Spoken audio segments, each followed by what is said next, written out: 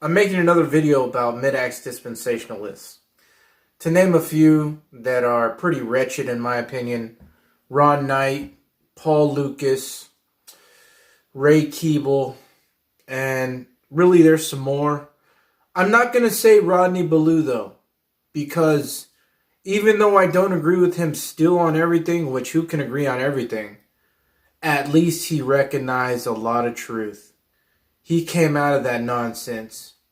He realized that the Apostle Paul was not saying what a lot of the mid-acts dispensationalists say in a lot of ways. Now, I believe that he's way off on some other things, but I give the man credit for realizing the truth. No matter where it took him in his next journey, like onto the next problem to solve, I respect that he is at least, coming, out of that.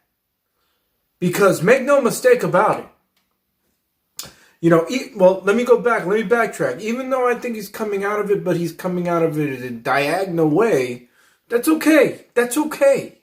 Look, who am I? I'm not perfect in all my doctrine. Those of us who are striving to hit the mark, we're going to go diagonal, okay? We're going to be on this crazy ride, but we're going to keep riding it until the wheels fall off, like they say, right? But for the guys who are afraid, like I said, all these false doctrines, like a pre-tribulation rapture in 2 Thessalonians chapter 2, like mid-acts teaches, mid-acts dispensational, all these doctrines, God is just going to crush them over time.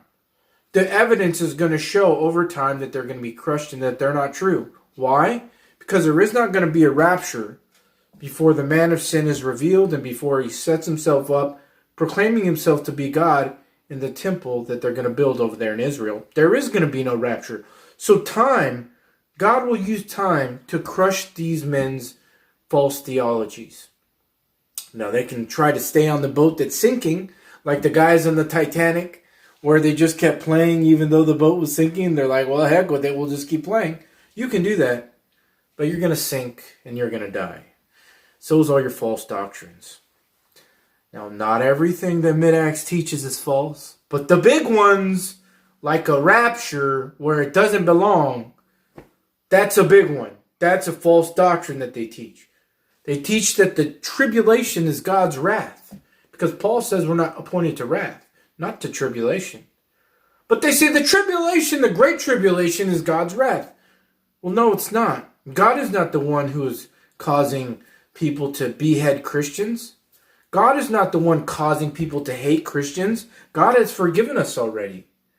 That's the world. That's man. That's the devil and the fallen angels. That's not God's wrath. God's wrath starts on the seventh seal in the 8th chapter of the book of Revelation.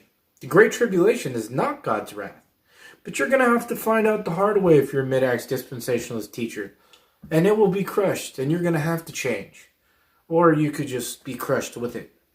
Some people probably will. So again, this is just a quick video, short video, to expose mid-acts dispensationalists and anybody who's teaching a pre-tribulation rapture. That is not what Paul said. Ever. He said a pre-wrath rapture.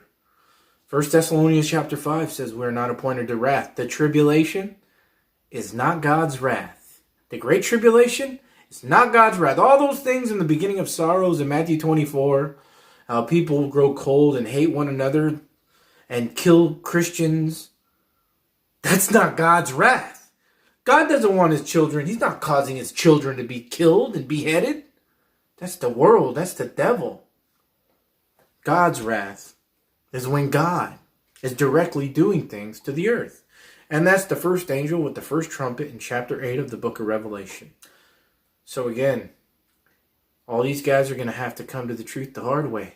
Or they can grow a pair and start teaching the truth that Paul didn't say you're not appointed to tribulation. Paul didn't say you're not appointed to the great tribulation. He said you're not appointed to God's wrath. There's a difference. And at least Rodney Ballou admits that. And he got my emails, and I'm sure that I had an influence on that. And I'm proud of that because it's true, because that's what the scriptures say.